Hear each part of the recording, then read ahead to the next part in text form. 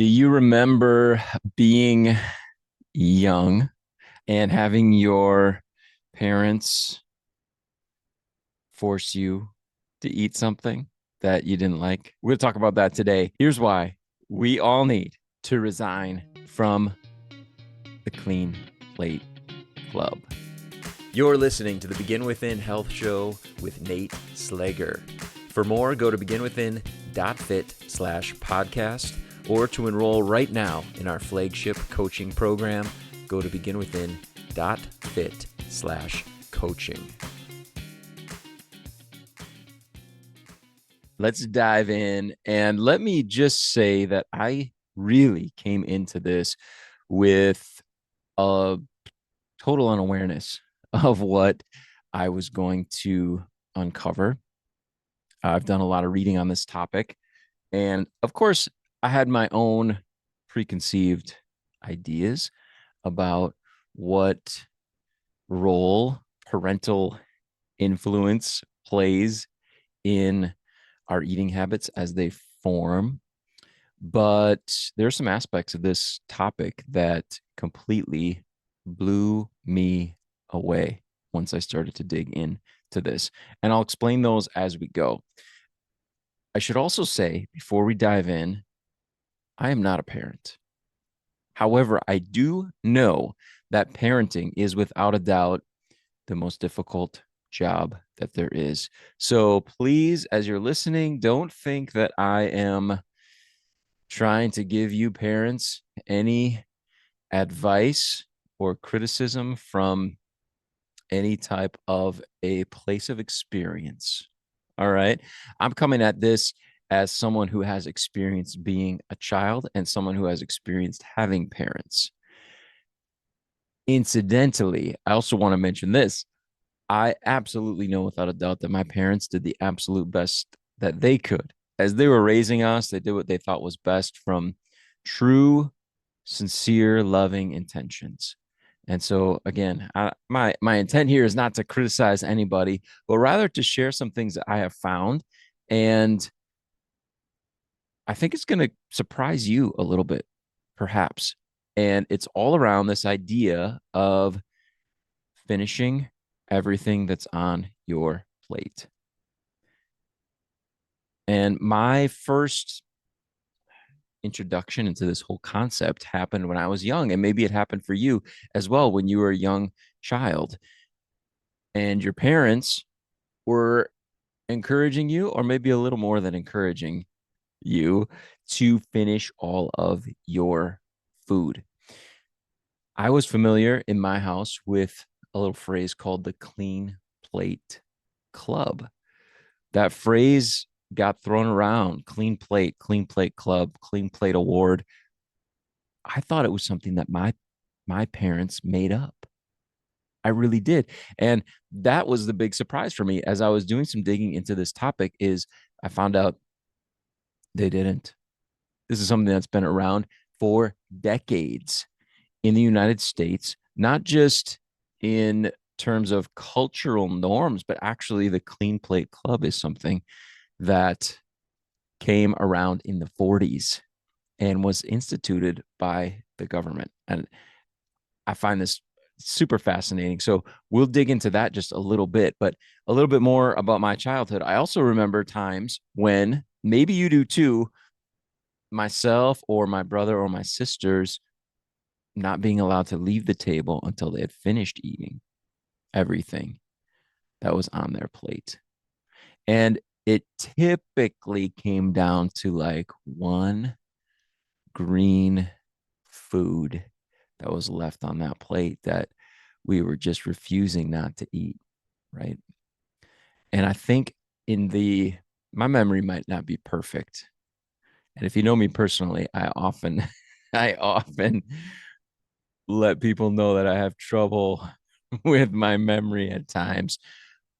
But I seem to remember in particular my little sister having trouble with peas, those little spheres, those little green spheres rolling around on the plate. And that she, at least once, I remember, had to sit at the table longer than the rest of us after we were all cleaned up, all done with dinner, all moving on, playing and doing whatever else it was that we were going to do. She was still there staring at those peas. And the showdown was on, right? Who's going to give up first? Her and consuming those peas, or my parents saying, okay, all right, fine. You don't have to eat them. You can leave the table. Have you ever been in that situation, either as a child or as a parent? Here is some interesting information then for you. And I think for me, digging into this, it's helped me to understand a little bit about my thinking on this whole matter and how it's been formed without complete intention on my part, right? Without the intention on my parents' part, without, I'm not blaming anybody. I'm just saying, hey, being aware of where this came from can be helpful in starting to work to undo where we're at when it comes to the idea of we got to finish all of our food. And this really came up for me because in our Facebook group, the Begin Within Insiders Club, the Begin Within Insiders Club. If you want to join, you are more than welcome. It's a free Facebook group. Hop over into there. You're welcome to join. Begin Within Insiders Club. From time to time, every week or two, we share a little habit, a really tiny little thing that we focus on, myself as well as the other hundreds of people in the group, if they would like. And it's generally around either exercise or nutrition. And so this one week recently, what I put out for those in the group to focus on was to focus on not finishing their food. And that really got me thinking, why? Why is this such a thing? Why is this so hard for us to get over this idea of not finishing food? It should be easy on the surface. And then as I started to think about it and started to unravel this, started to think about my childhood. And boy, I thought I'm going to read some studies about children and their interactions with their parents and food. And I'm going to see what I find out. But that led me to finding this out. And I'm going to share this with you. Let's talk a little bit about some of these cultural pressures that we have. And then we're going to talk about how to escape or how to begin to heal, how to begin to shift. Shift is probably the better word. How to begin to shift away from this concept of being in the clean plate club. And let's start there, the clean plate club. Now, if you've got some really hard um, information on how this all got started, I would love to see it. You can share the link with the podcast. If you're watching this on YouTube or somewhere else, you share it in the comments or send it to me on social media at Nate Slager. If you've got a really good, solid, absolute, concrete link that shows where this got started, I'll tell you the reading that I've done, and I'm always looking for those links, right? Take me to the official .gov website or whatever it is. Let me show me the archives that this is absolutely true. I will be honest, I have not found it, but I've seen this enough times that I feel okay about sharing it with you. But I do want to just add that one little asterisk onto this, that I was not able to find a very hard, reputable source for this because the Clean Plate Club predates us. And even depending on your age, your parents. The Clean Plate Club came out in the 40s, evidently, and it was an effort to conserve resources following World War II, conserve resources in the United States, so that countries in Europe could benefit. Now, the Clean Plate Club was rolled out to schools, and students took a vow that they would finish their food. They signed off on this and became part of the Clean Plate Club. And I've read, different versions of what that little sheet was that they signed off on. So they were going to be part of the Clean Plate Club. Now the intention of it was to conserve resources. Okay.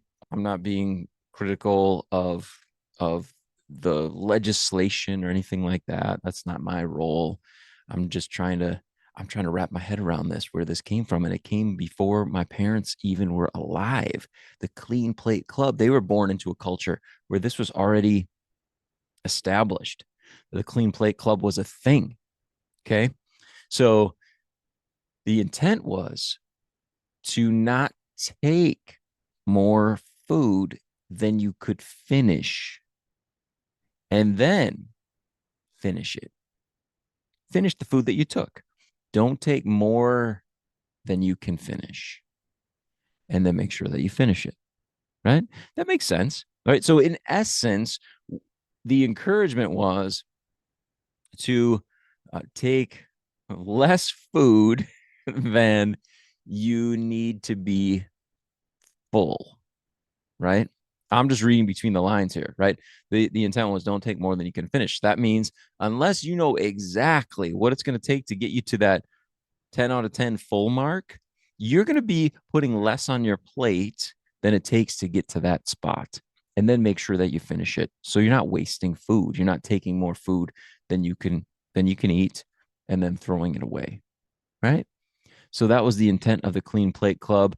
And this whole idea was predated. It went all the way back to World War One when something very similar um, was uh, encouraged by the government at that time, same, to conserve resources, to not take more food than you need so that others could have it. That makes sense, right? But you can start to see, at least as you read between the lines, right? You could start to see that in that environment, then throwing away food would have been viewed as kind of a shameful thing. It would have perhaps come with some guilt. So throwing away food became the enemy, not taking too much. Now, throwing away food became the enemy. And you know what happens as a result of that?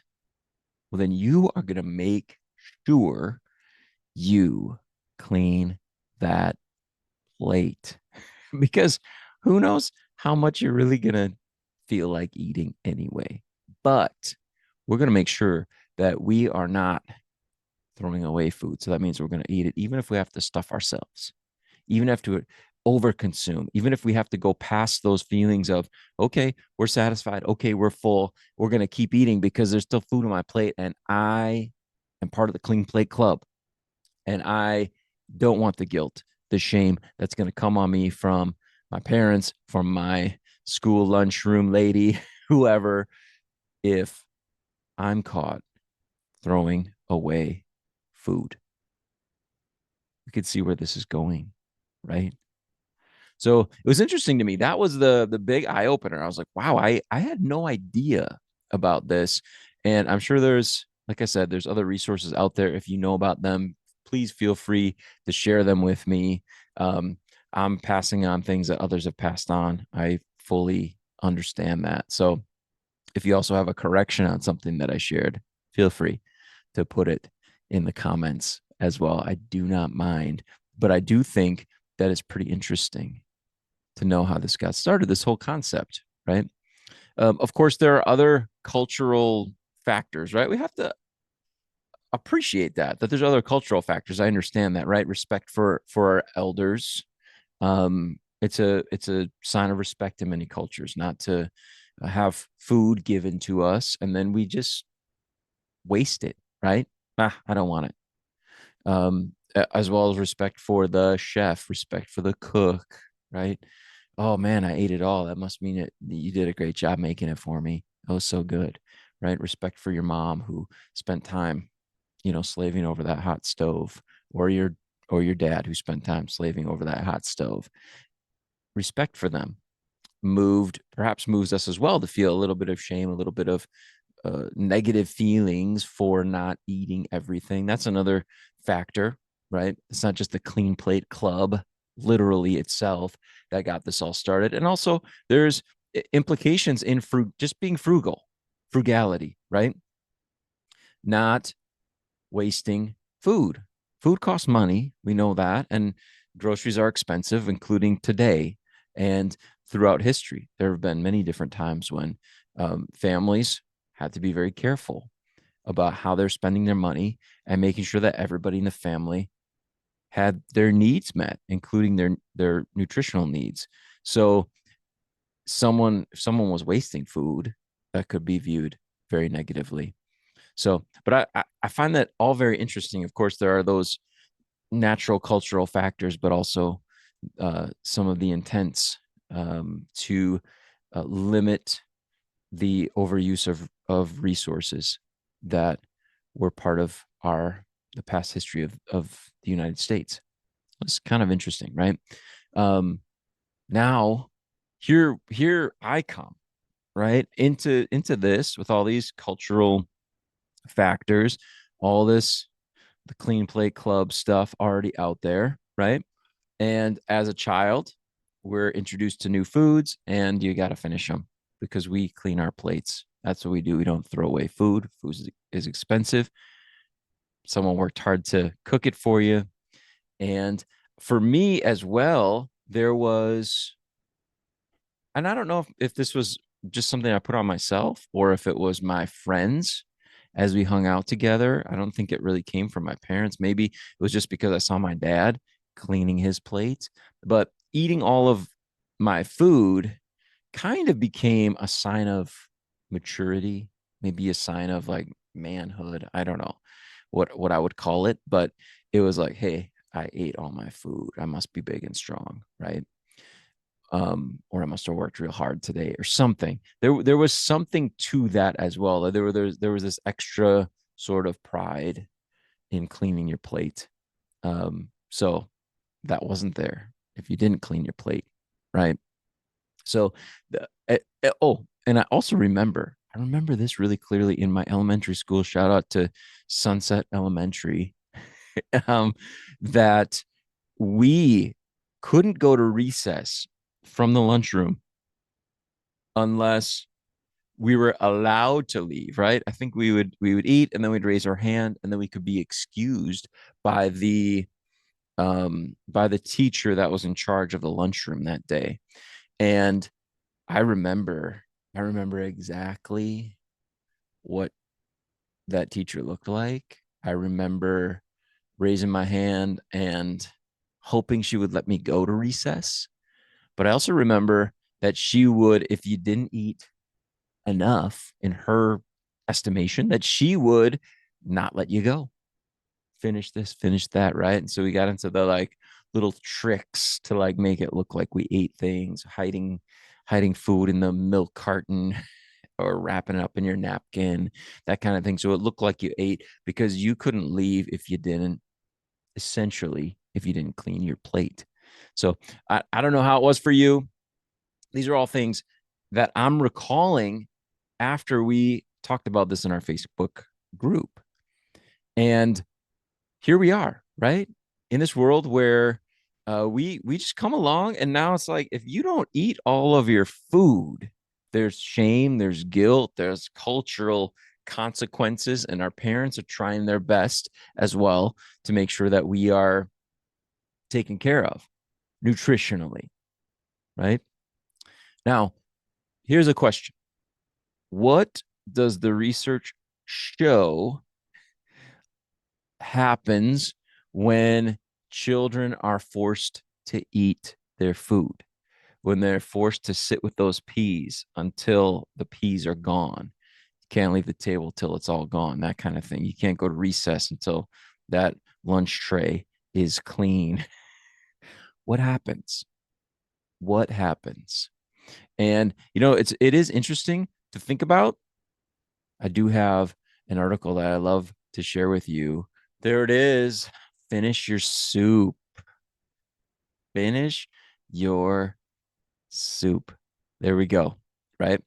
This was a study that was done with children who are being forced, I'll say forced, encouraged.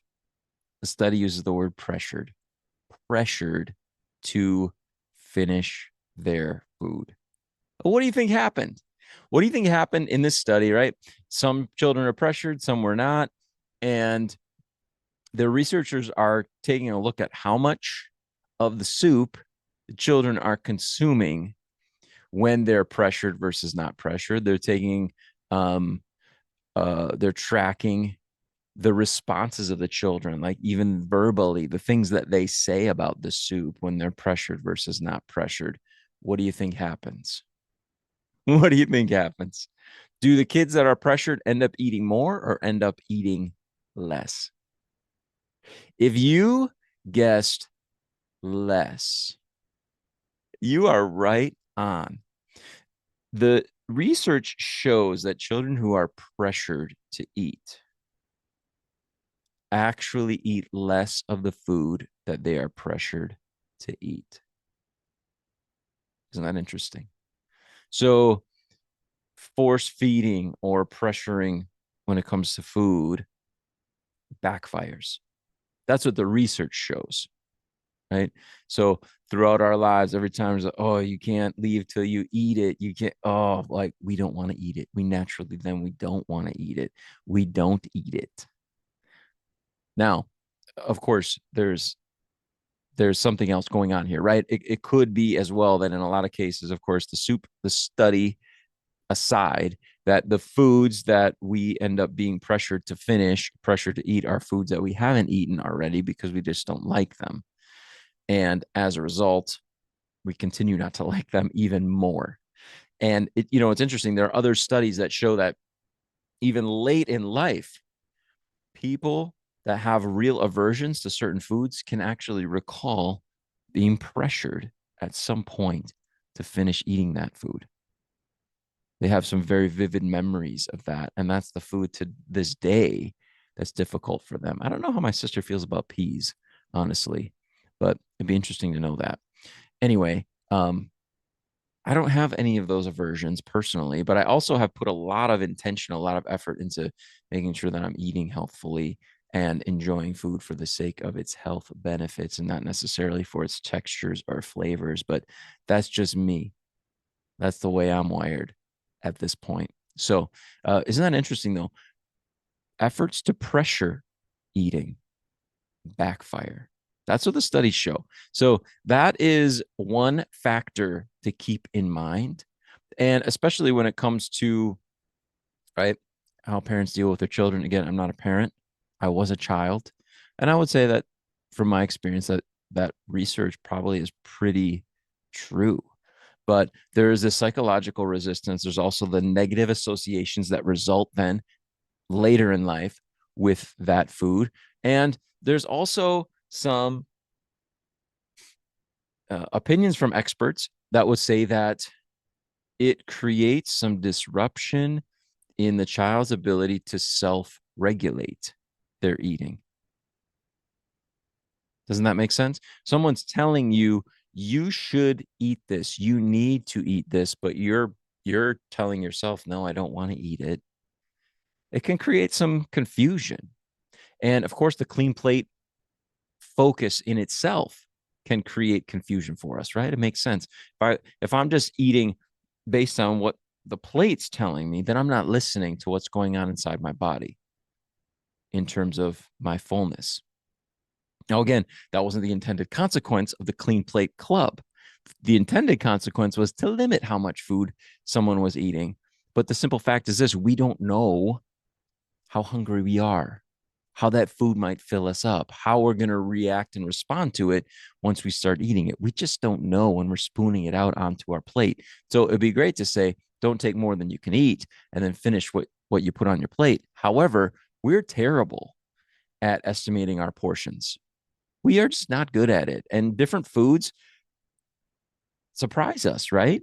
They have a higher fiber content, they have a higher fat content, those types of things, and those aren't always seen. We can't factor all that in all the time. So, um, as a result, when we're forced to finish our food, we start to disrupt our natural ability to regulate how much we're eating. And it's interesting. We do have a natural ability to do that.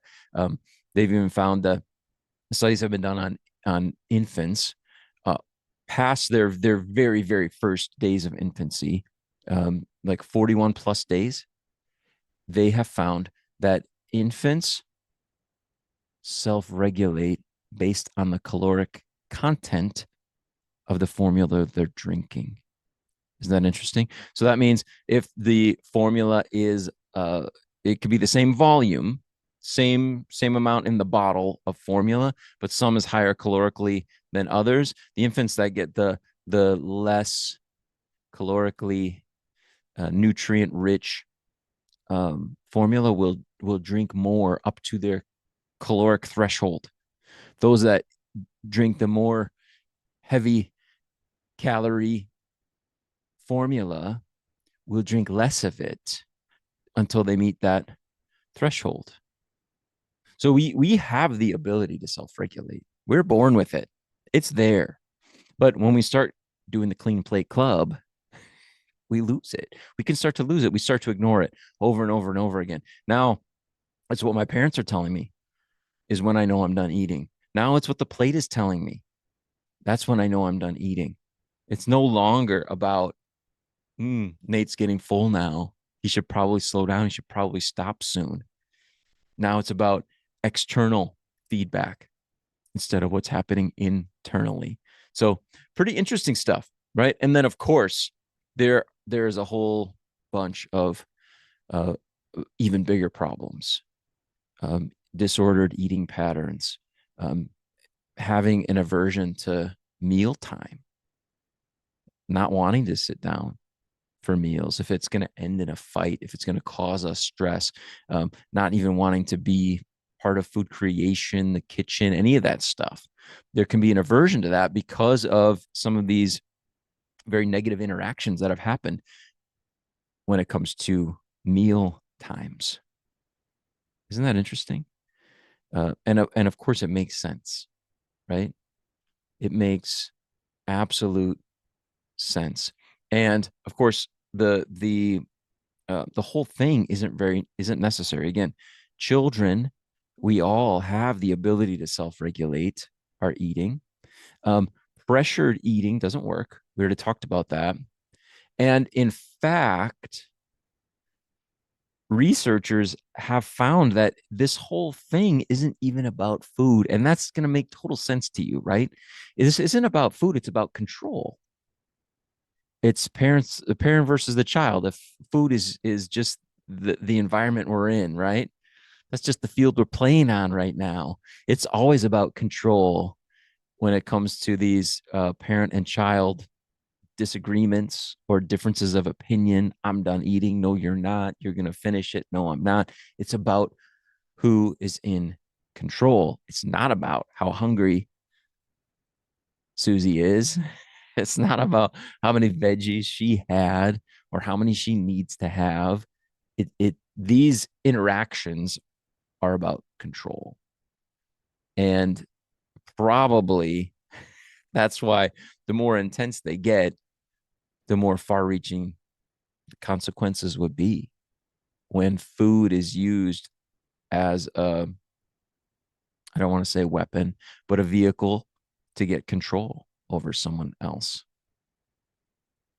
We can see why there could be some very negative consequences, the ones that we just talked about. So, of course, there are healthier alternatives for parents. Planning balanced meals. One of the things I read about was making sure that something in the meal, in a balanced meal, in a healthy balanced meal, something in the meal they like.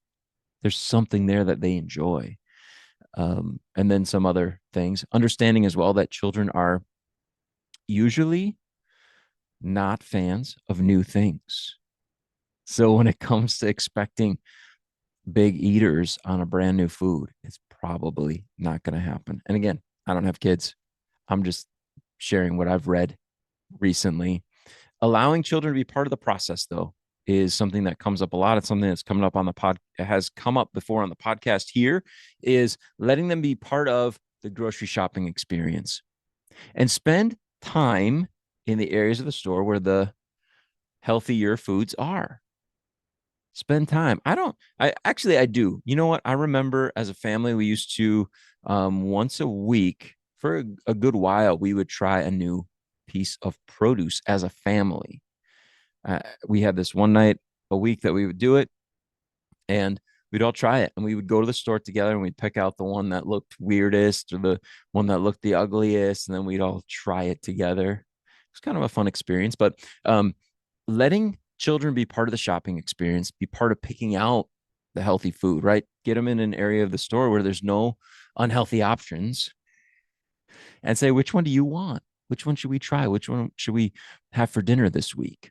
And let them make the choices. Of course, positive role modeling for parents helps as well, and getting children involved in the food prep, those things as well, letting them have um, some role in the decision making as the food is being selected, being prepared, and being served. Now, let's talk about us, right? We're just regular people. We came along the clean plate club that was so long ago, like we talked about. And here we are. We're in this culture where it's still, and maybe more so now as prices are rising, it's still, there's some pressure to finish your food, even if it's so that the person that made it feels good that you ate it all.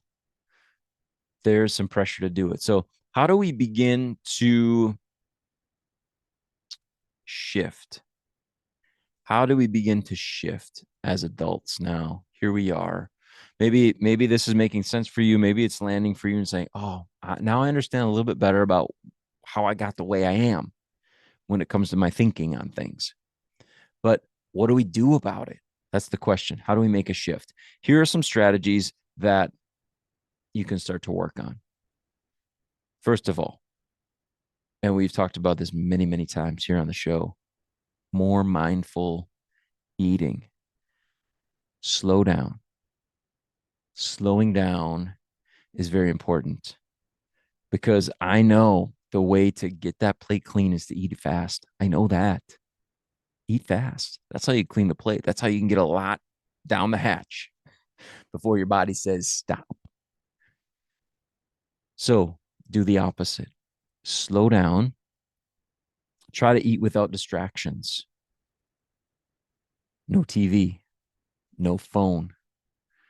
Make food time, meal time, make it about family, make it about togetherness, make it about enjoying what's on the plate, actually enjoying it, enjoying the different flavors, chew it slowly, savor it. Um, Mindful eating. Is there something there that might help you? Give it a try, put it into practice.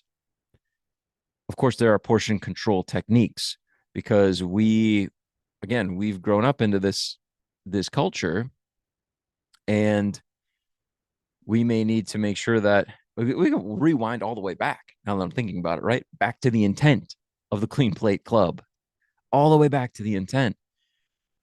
Take only what you'll eat, or maybe put less than what you'll eat on the plate, right? Because we don't know how it's gonna be. So as we're estimating it, we estimate smaller. And of course, there's ways that we can do that. Smaller plates, um, smaller smaller utensils, smaller bites, um, and if you're at the restaurant, half the portion. Put half of it in a box right away. You know the restaurant's going to give you huge portions. So just doing things to limit our portion size. Then here's another one. Start listening to those signals. Right? We mentioned them. Infants have the signals. They know when to stop. So we have these signals. Our body tells us we're we're satisfied. We're no longer hungry. We are um, past that point, right? We talk a lot about stopping when you're 8 out of 10 full. Don't like full. We don't want that. We're going to stop when we're 8 out of 10 full. We're going to use these other techniques. We're going to eat slowly. We're going to eat mindfully with less distractions. We're going to start paying attention as we eat to see how full we're getting. And then we are going to stop when we're 8 out of 10 full. And then we're going to change the way we feel about leaving food on the plate. We're going to change the way we feel about revoking our membership in the Clean Plate Club. We are going to stop feeling negatively about it. We're going to start realizing that's a celebration. That is a celebration of me understanding my body better, listening to my body, making a healthier decision. And if throwing the food away still feels just not right for you, that's okay. Have some containers. You know what I'm going to say? Have some containers. You can put that food that's left on your plate into, put it in the fridge. If after a few days you haven't gone back to it, then toss it out because you're not going to want it anyway after that. Right. So start reframing the way that we think about leaving food on the plate. It's okay. It's okay to do it. And it can be a very healthy move. So, just in conclusion, here in this episode, I hope this was fun for you. Again, I had some fun doing some research. I got overwhelmed with all the things I'm reading and started to sort them out and say, oh, where did I read this? Where did I read that? Anyway, I put the notes together. I'll have some links in the show notes for you to go to some of the articles that I found to be the most valuable. But we talked a little bit about where this Clean Plate Club came from. For me, that was kind of enlightening. I didn't realize. And we talked about the fact that pressured eating backfires. It does not work. We talked about healthier ways to get children involved in the process rather than having situations where they're being pressured to eat, right? Have them involved in shopping, have them involved in food preparation and cooking as much as they can, something that's appropriate for their age. And then we talked about ways that as adults who have come through this process, have maybe we've been members of the Clean Plate Club and we didn't even realize that the club was a real club. Um, Ways that we can make adjustments, right? And so we talked about mindful eating practices, portion control, reconnecting with our body signals, and then reframing the way that we feel about leaving food on our plate. What I would encourage you to do is pick one of those. If this is resonating for you, if you know that this is a way that you could truly move forward in healthier eating, a healthier relationship with food, pick one of the things that we mentioned, just one, and just work on it for a few days. See what happens. See what changes for you. If this conversation was interesting for you, I have a few other episodes that I would send you back to.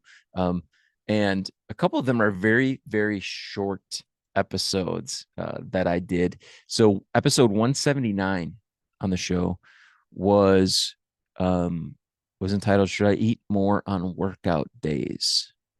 That's something, right? We talk about that a lot. Should I clean my plate on workout days? Should I have bigger portions on workout days? You get my take on that in episode 179. 195. This was a personal one for me. How I quit eating the whole bag of chips. How I quit eating the whole bag of chips. And I'm sitting here laughing. I'm a real person. I am just like you. I'm a personal trainer. I try my best to be healthy. We're working on it, just like everybody else. I think maybe if anything, we got a little bit of a head start, but I laugh because just last night I violated my rule. The one that I shared in episode 195. So check it out. Episode 195, how I quit eating the whole bag of chips. sometimes. And episode 205. I'm really happy with episode 205 and how it turned out. I love your feedback on it. Conquer emotional eating with these 4 steps.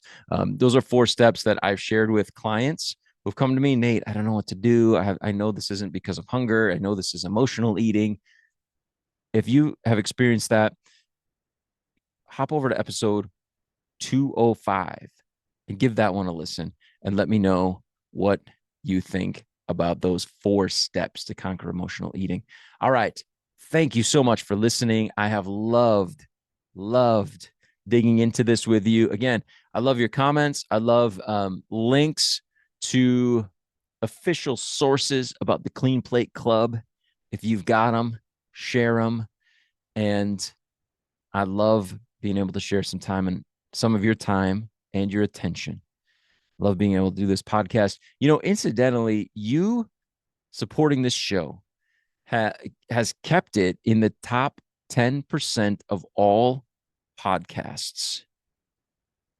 I love it. It's just absolutely awesome to me.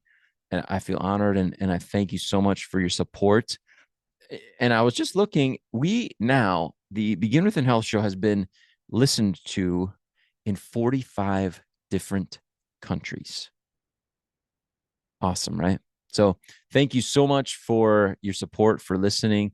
Please rate and review the show in your podcast player. Share it with somebody that you care about. And please continue to take good care of yourself.